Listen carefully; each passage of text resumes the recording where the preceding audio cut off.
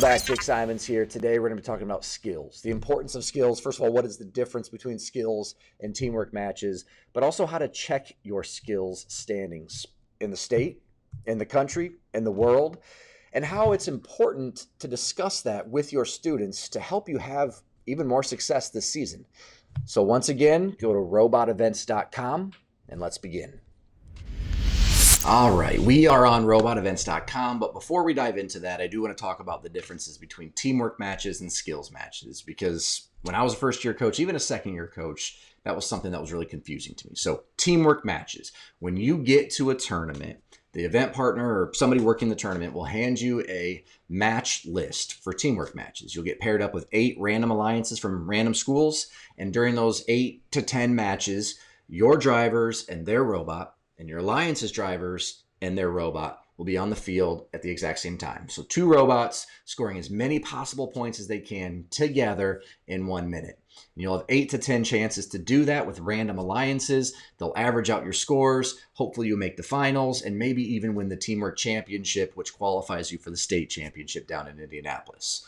Those are teamwork matches. The skills matches are entirely separate, usually in a separate room at the competition or even a separate part of the gymnasium, certainly not in front of a large crowd like the teamwork matches. The reason for that is because it is just one team, one set of drivers or programmers, one robot on the field for 1 minute. And so you have actually 6 opportunities in skills, 3 driving opportunities and 3 autonomous or programming opportunities to get as high of a score as you possibly can.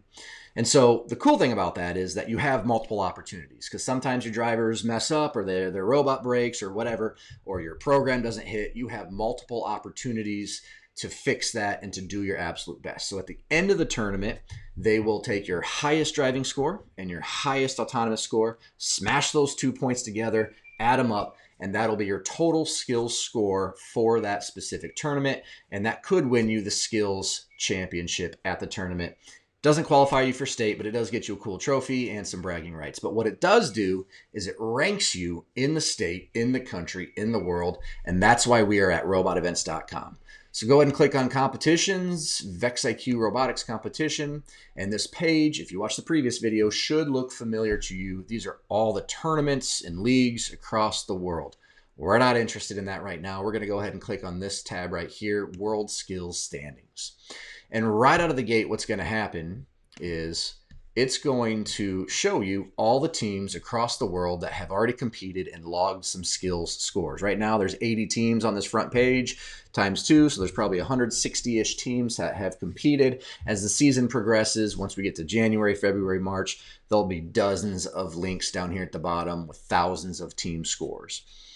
And so we love our friends from China, we love our friends from Australia, but we don't care about the other countries right now. So we're going to whittle this down to the United States of America, and we can look at the rankings there. And as of right now, there are only 10 teams in America who have competed. Really cool. There's a team from Indiana. It must have been a signature event in a different state. But the friends at Heritage Christian have competed and are currently ranked 4th in America out of 10 teams right now. But again, we don't care about all the teams in America right now. We're focused on Indiana specifically. So we're going to go ahead and whittle it down even more to Indiana. And if you want to whittle it down even more so, or I guess make it more specific, if you're an elementary team, you can do that here as well. Right now we're looking at middle school, and we're going to look at our friends, the Jalapenos from Heritage Christian, always a strong team, strong program down in Indianapolis. Love those guys. So let's go ahead and look at what all of these random numbers mean.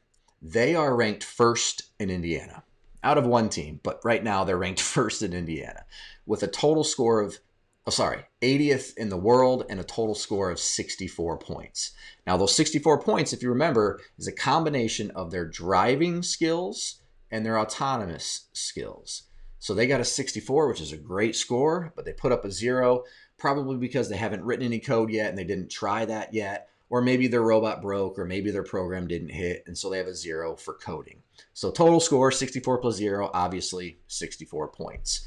The highest autonomous and highest driver right now is the same, but as the season progresses, you'll have multiple attempts at driving and at autonomous at different competitions. But what's important to realize is that you have to have the highest driving skills and autonomous score at the same competition to get your high score.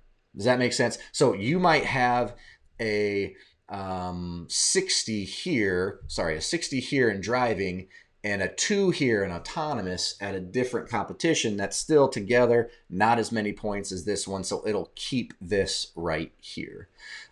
This is obviously your timestamps for when those autonomous scores and driving scores happened, and then obviously our team number, the name, and where they are from. So I want to talk about the 0 really quick. Obviously, I know it's super early in the season, and Heritage Christian probably just doesn't have an autonomous. They don't have a program to run yet. Totally fine, especially this early in the season. But what needs to happen eventually is that all teams need to put up some autonomous score, even if it's 10 points, 15 points, 20 points, because that is adding to your driver score. I had a team a couple of years ago who was super scared of coding. And if I'm being really honest with you, that is my biggest weakness as a coach, as a director. I'm no good at it. It's like learning a second language when you're 37 years old. It just doesn't compute with me. Thankfully, kids grow up with this language and they understand it a lot better than I do. So what you'll need to do, and what I ended up encouraging these kids to do, is just try to put together a smaller program, a simpler program, see if you can put up 10, 15, 20 points, add that to your score. And so they did.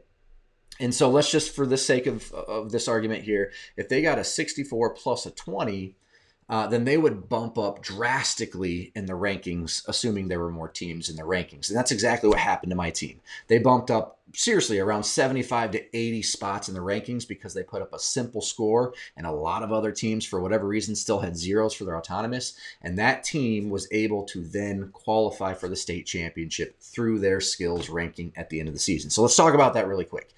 It is incredibly difficult to qualify for the state championship by winning a tournament. I mean, think about it. At any given tournament, there's anywhere from 24 to 60 teams there. And it's the top 2 teams that win the tournament, and sometimes the Excellence Award, that qualify for the state championship. 2 or 3 teams out of all the teams there that qualify. That is incredibly difficult to do. And so what I always tell coaches is focus on skills. Focus on skills. Make sure you do your 3 driving attempts, do your 3 autonomous attempts, get your highest score, bump up in the rankings, and hopefully by the end of the season, you'll get an invitation. How do you get an invitation? Well, at state, which is hosted by your very own TechPoint Foundation for Youth, they host just an incredible state championship, truly the best state championship in the country. Quite honestly, probably the second best championship in the world behind the World Championship. And what happens is let's just say they have 150 elementary spots available. Throughout the season, over the course of all the tournaments, you have, let's just say, 100 teams that win the tournaments or win excellence. That means they have 50 available spots to fill after the season is over. So what they'll do, we're just going to go back here so we have more teams available. So let's just pretend all these teams that I'm about to show here are Indiana teams. So what they'll do is they will look at the rankings. They'll be like, all right, the number 1 team in Indiana, they've already qualified. The number 2 team in Indiana, they've already qualified. The number 3 team in Indiana, they've already qualified. Number 4 team in Indiana, they haven't won a tournament yet this season, but they're incredibly highly ranked. Let's go ahead and invite them to the state championship. And they will skip down and find all the next best unqualified teams to fill those remaining 50 spots. So that's why we emphasize skills, skills, skills, because you could be ranked in the top 90 and still get that invitation to the state championship based on your skills ranking. I don't know how many spots are going to be available. Sometimes it's been 8 spots. Sometimes it's been 60 spots that they take from the rankings.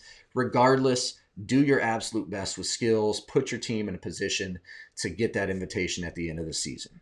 Which brings me to my final point, why it's important to talk about skills and to show your students this website frequently throughout the season.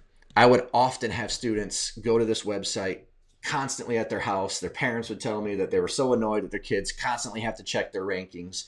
But the reality is kids are invested and they're excited to see where they rank in the state, where they rank in the country, where they rank in the world. And so it's twofold. One, they need to be invested and see where they are and how successful they've been. And two, it's a scouting opportunity for your kids. You might want to see, hey, what are the other teams at this competition that we're going to on Saturday? What are they putting up? What kind of scores are they putting up?